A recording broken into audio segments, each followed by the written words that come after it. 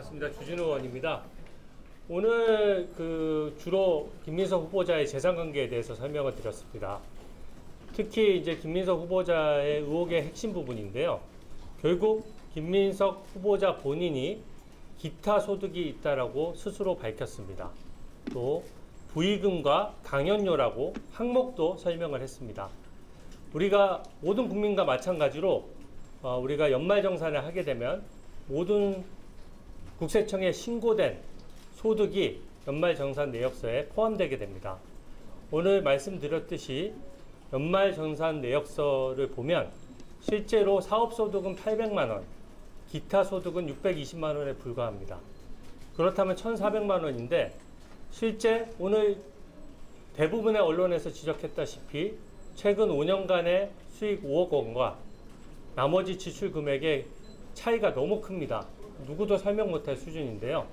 결과적으로 기타 소득으로 설명하겠다고 했는데 오늘 그 기타 소득이 1,400만 원밖에 국세청에 신고되지 않았다는 것이 어느 정도 소명이 입증이 됐기 때문에 이 부분에 대해서는 저는 김민석 후보자가 어서 빨리 자료를 제출하고 국민 앞에 설명할 의무가 있다고 생각합니다. 나머지 질문 받겠습니다. 그렇다 치고 부의금은 국세청에 신고를 해야 되나요? 제가 좀 몰라서.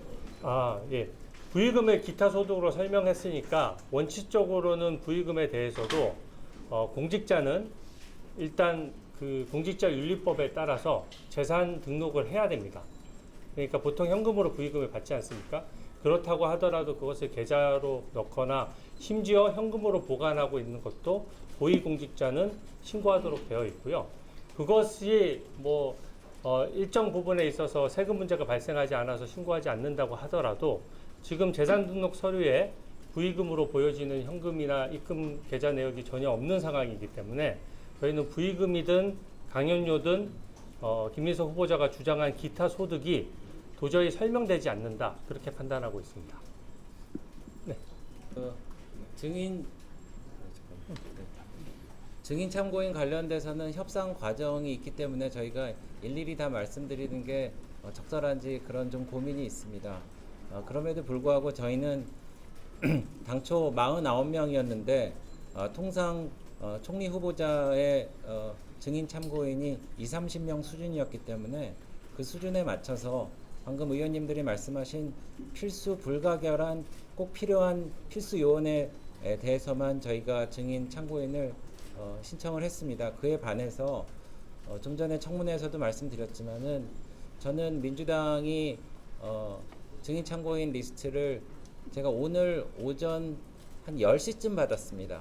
그런데 그걸 열어보니까 이거는 김민석 총리 후보자 청문회가 아니고 내란 특검을 김민석 후보 청문회장에서 하겠다라는 것과 별 다름이 없는 그런 깜짝 놀랄 리스트를 받았습니다. 그래서 이전 정부의 대통령, 국무총리, 국무위원, 대통령 후보 그리고 지금 대통령 후보에 이르기까지 그래서 사실 이 사람들이 정말 청문회를 진정으로 하려고 하는 건지 아예 깨버리고 이것을 무효로 만들어서 거기서 득을 보려는 그런 행보인지 저희가 의심하지 않을 수가 없어서 저희가 청문회에서 의사진행을 발언했다는 것을 말씀드리고 다시 한번 말씀드리지만은 민주당은 회피하지만 마십시오. 숨는 사람이 범인입니다. 김민석 후보가 증인이라든지 자료라든지 꺼리낌 없이 다 제출하고 나올 수 있도록 하겠다는 약속을 했기 때문에 그 말씀을 초지일간 지키기 위해서 주변에 계신 분들 그리고 민주당도 협조해 주시기를 간곡하게 호소합니다. 그 전처의 경우에는 아까 저희 곽규택 의원님이 말씀하셨다시피 그 송금 자료라든지 환전 자료가 확실하면은 저희가 부를 까닭이 없고요. 그리고 저희가 가족에 관련해서는 저희가 굳이 자료만 요청되고 확보가 된다면 부를 이유가 없습니다. 그래서 저희는 가족은 안 부른다는 원칙을 갖고 했고 근데 이제 가족의 범위가 너무 넓기 때문에 그 부분에서 저희가 포함됐는지 안 포함됐는지 모를 정도로 사실 복잡하게 얽혀 있습니다. 그렇지만 다시 한번 말씀드리지만은 저희는 가족을 부를 생각이 없습니다. 그리고 전처의 경우에도 자료를 내십시오. 그러면은 이런 명구스러운 상황은 서로 피할 수 있을 것입니다.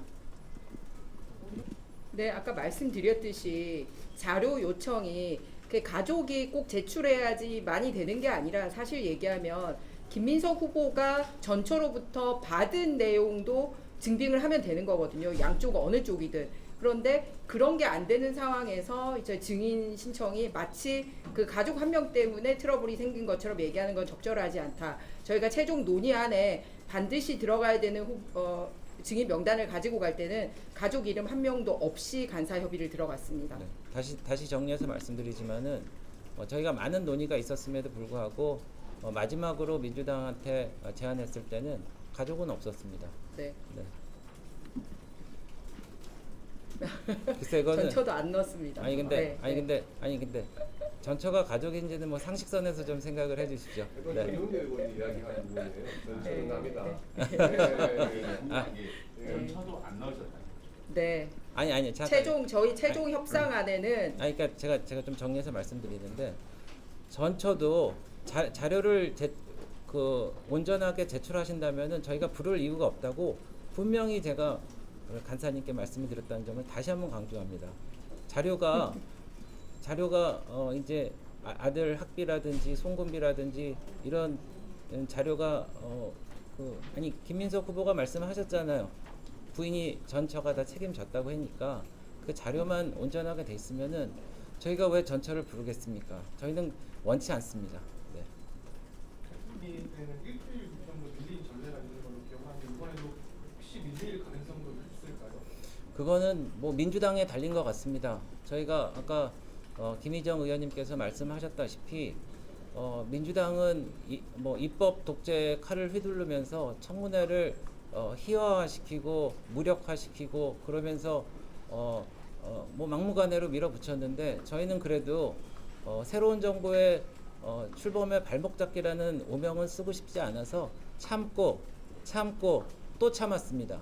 그래서 이틀로 저희가 합의를 해줬고 다만 그 전제 조건으로 위원장 앞에서 간사가 서로 합의를 한 거는 민주당과 이제 준비단 후보가 자료를 적시에 꼭 필요한 자료를 충실하게 제출한다는 전제가 있었고 그거에 선행되는 개인정보 동의라든지 이런 것도 꼭 해달라는 저희가 요청을 했고 거기에서 컨센서스가 되었기 때문에 우리가 이제 이틀로 합의를 해서 진행을 한 것입니다.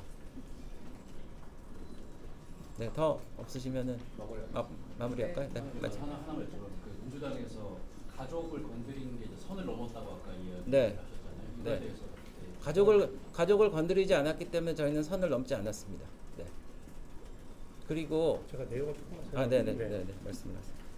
저희가 그 아들 보통 그 유학 비용이나 이런 것들을 일반적으로 저희가 궁금하거나 찾아보려는 것이 아니고 당시 재산이 마이너스 상태의 신용불량 상태였습니다. 근데 학비가 어림잡아도 수억 원에 이르기 때문에 그 자금원이 일반 국민들은 그렇게 유학을 보낼 수 없는 상황이거든요.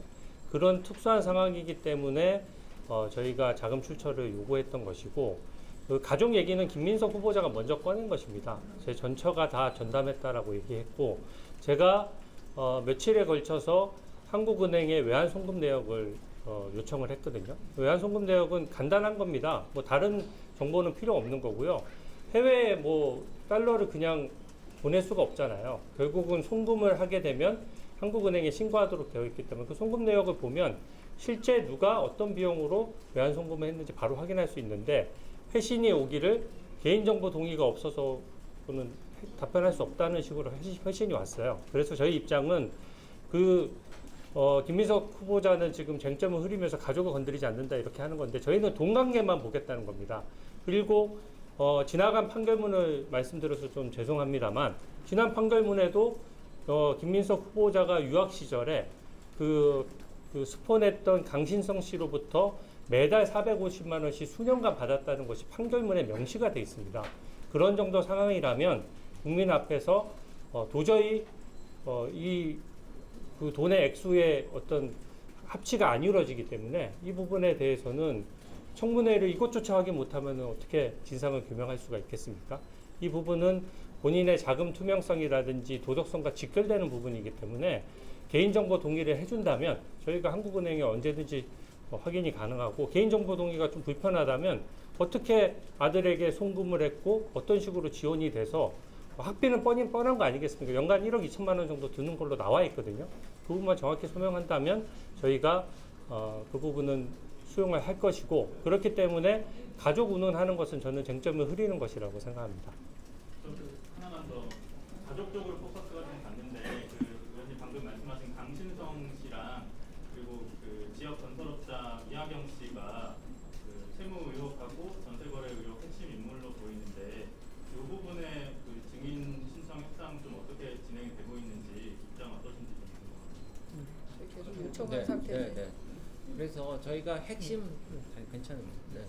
핵심 증인에 관련해서는 저희가 꼭 필요한 분들이 계십니다. 그래서 그 부분에 대해서 저희가 재차 3차 요청을 해서 저희도 민주당에서는 맹탕 청문회를 만들고 증인 없이 하려고 하는 것 같은데, 저희는 어떻게든지 협상을 해서 온전한 증인과 참고인이 있는 상황에서 국민 여러분께 명명백백하게 후보자를 검증할 수 있도록 최선을 다하겠습니다. 네. 죄송한데 마무리합시다. 네, 그러면 자꾸 쏟아질 질문을 네. 하면 끝도 없겠다. 알겠습니다. 그 김민석 후보자 모친 빌라 의혹 있잖아요. 네. 이거는 가장 이제 핵심 문제가 뭐라고 보는 거예요? 말씀하시고. 네, 하세요. 네.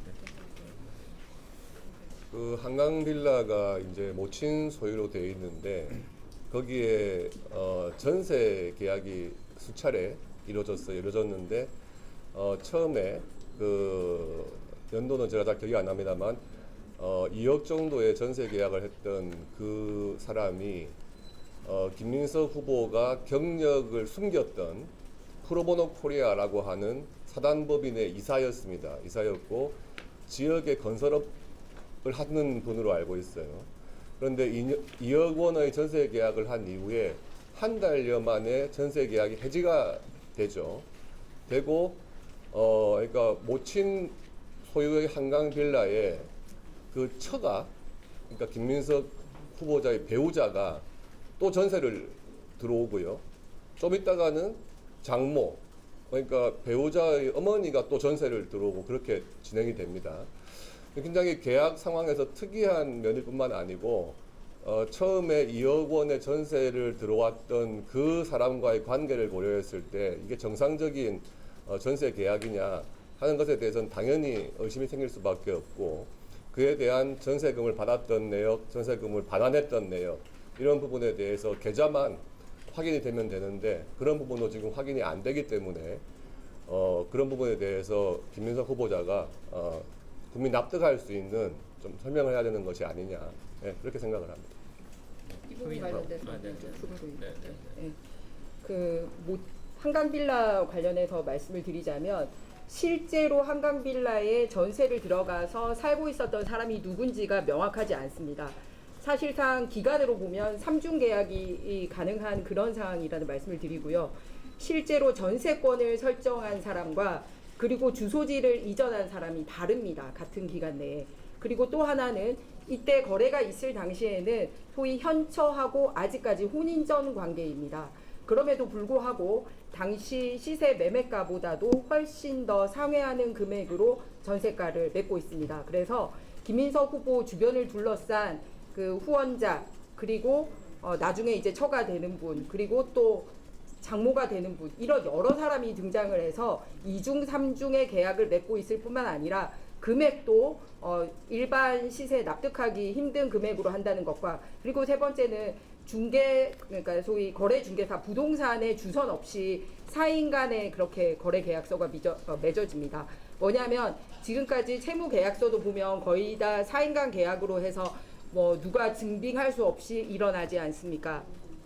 똑같은 형태가 부동산 거래에서도 이루어지는 것을 볼 수 있습니다. 그래서 답을 해야 될 부분이 실제로 누가 어떻게 이사를 가서 거기서 살고 있었는지, 왜 주변 시세보다도 더 높은 가격으로 했는지, 그리고 증명할 수 있는 부동산이 없다면 왜 그런 식으로 사인 간에 부동산 거래를 했는지, 그러면 실제 계약은 있었던 건지, 이 모든 것이 밝혀지지 않고 있습니다.